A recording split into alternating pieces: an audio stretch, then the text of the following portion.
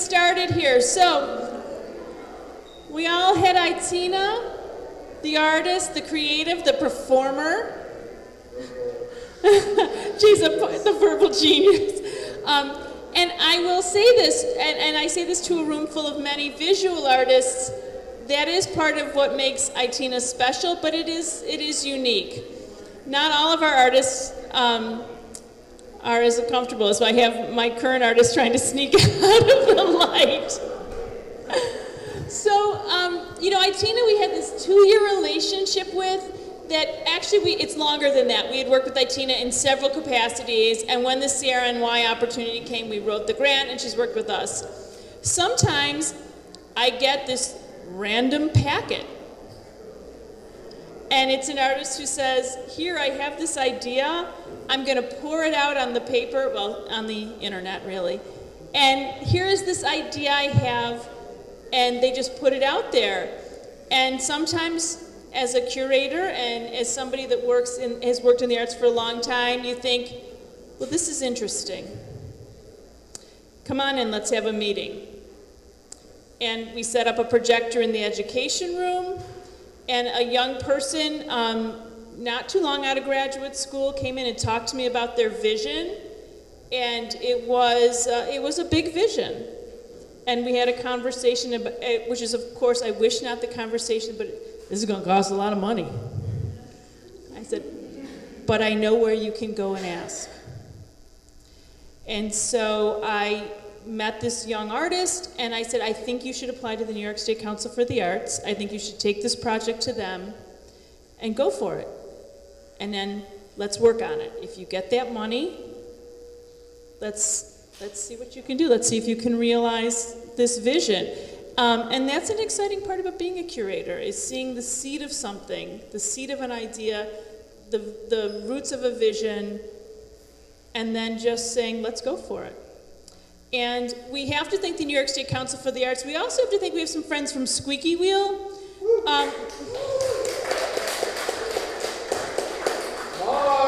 Mark is in the back.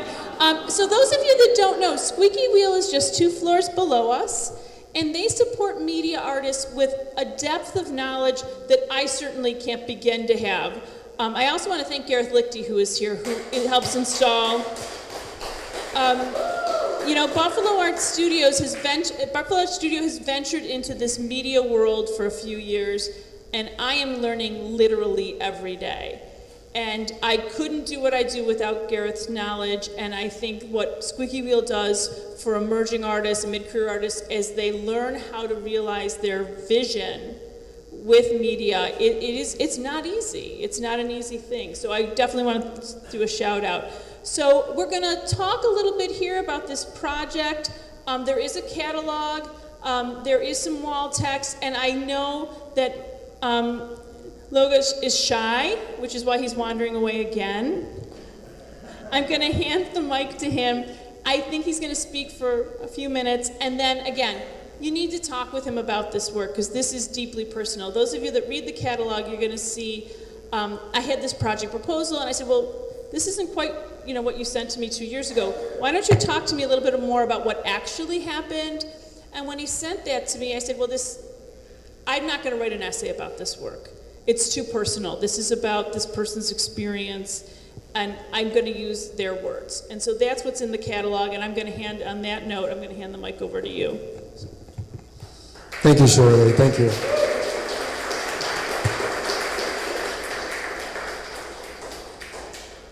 Okay, thank you guys for being here. I am thrilled to talk about this work. Admittedly, I'm also a little bit nervous. I see a lot of familiar faces here. But before I say anything about this work, I think it's crucial that I thank Squeaky Wheel, Mark, and I thank Buffalo Art Studio, specifically Gareth, Shirley, for your vision, your guidance, and your support. So if we can all just give a round of applause.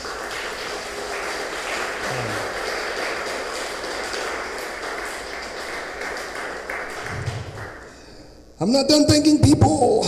Okay, furthermore, I would like to thank Art Services Initiative. I would also like to thank M&T Bank. I would also like to thank NISCA, National Endowment for the Arts. And of course, outside of that, I want to thank you guys for being here, and also some familiar faces that I see in the crowd today. So that being said, this work, in one word, intimate. Basically, with this work,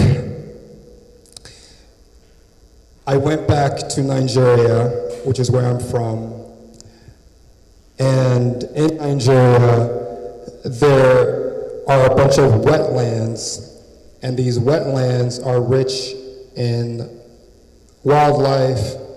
There's vegetation, there's fish, but there's these people on the wetlands that they depend on the fish, they depend on the environment to survive.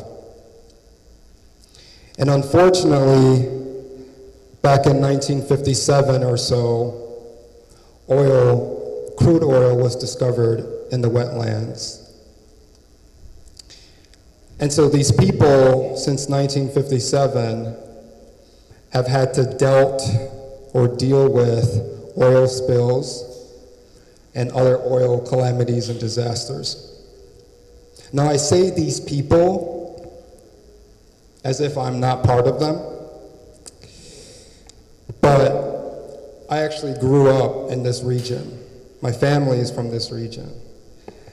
And I left this region around 8 years old, so that's why there's not really an accent. But thanks to the United States and other international actors, my family and other families were able to leave this region for a better future. Now, as you see, there are people who are still there that are contending with oil spills and oil disasters. So I went back to this region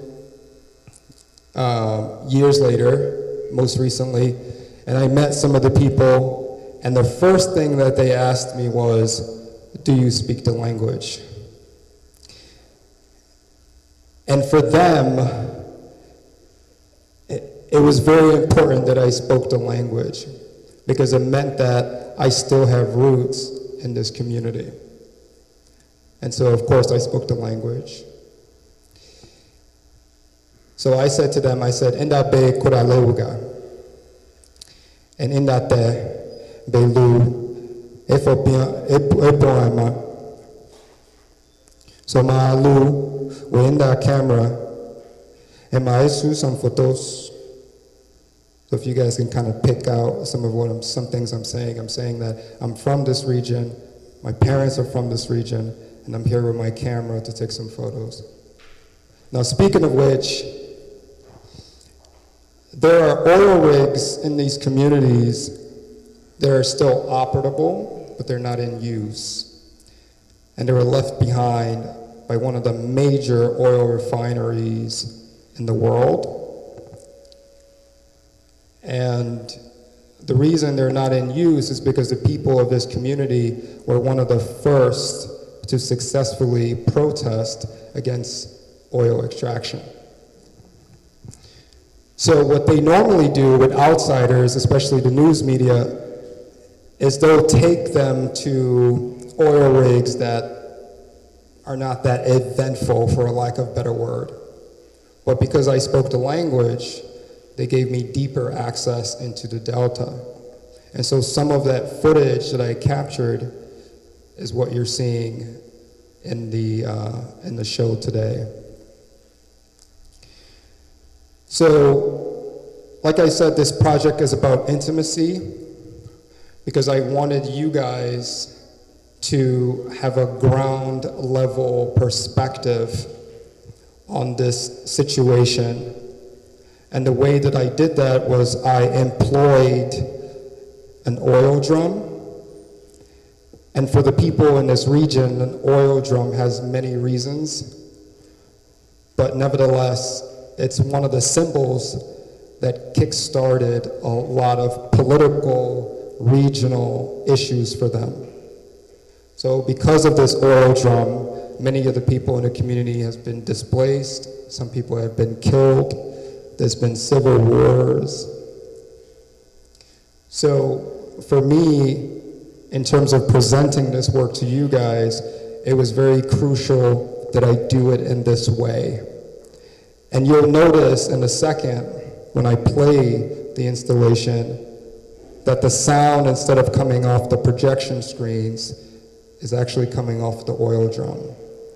And the reason I did that was because I wanted the people to speak through this object that caused them so much pain and suffering. Furthermore, if you notice, thanks to the help of Gareth, by the way, the oil drum is casting a shadow not on one, not on two, but on 3 screens simultaneously. And in the work that I do, I really emphasize this idea of continuity, because what I wanted to communicate was this idea of how the oil drum is present in every single perspective or angle that contains this story. And furthermore, if you also notice, the oil drum, not only is it casting a shadow, but it's also creating a disruption in what you're viewing. And that disruption for me is a metaphor for the disruption in the way of life that was necessitated by this oil drum that was introduced by the extraction of oil in this region. So there's a lot of layers here, right? But what I try to do is I try to distill that complicated story into a singular experience. So to try to help with that, you see there's visuals of the people in the community. There is visuals of the community, parts of the community, and there's this visual here, which essentially what I did was I took a lot of the pictures, I dropped it on a timeline in a video editing software, and I essentially reversed the clips. I sped up the clips, I overlaid the clips, and I just sort of messed around with it because while I was there talking to these people, one of the things that stood out to me was this idea of chaos and instability, confusion and uncertainty. So now that I'm back home in one of Squeaky Will's editing lab, I decided to treat the image in this way to be reminiscent of that chaos and uncertainty that the people in that village were talking about. So that's the work in a nutshell. I'm hoping that you guys have questions. There's so many other details that I've left out for the sake of time. But I thank you guys for being here.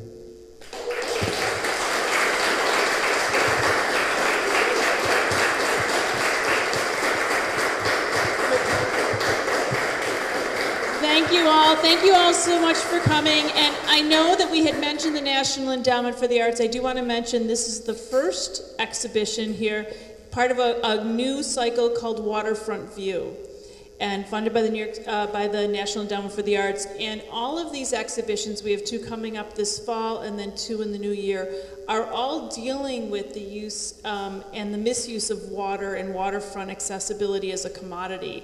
And I do think that's something living here in the Great Lakes region that is very real, and it is clearly international. So I do want to say to keep looking. If this is an interesting project to you, take the catalog, make sure you read it, but also make sure you come back in September and then again in January. We're going to have some other projects aligned with this idea. So once again, thank you all for coming on this beautiful night. Thank you so much for being part. Talk to our artists, and Go see gardens this weekend. It's Garden Walk Buffalo. Go venture into a neighbor's backyard or a stranger's backyard and talk to people maybe you didn't know before today. Thank you all for coming. Thank you, M&T Bank. Thank you to the artists, and enjoy.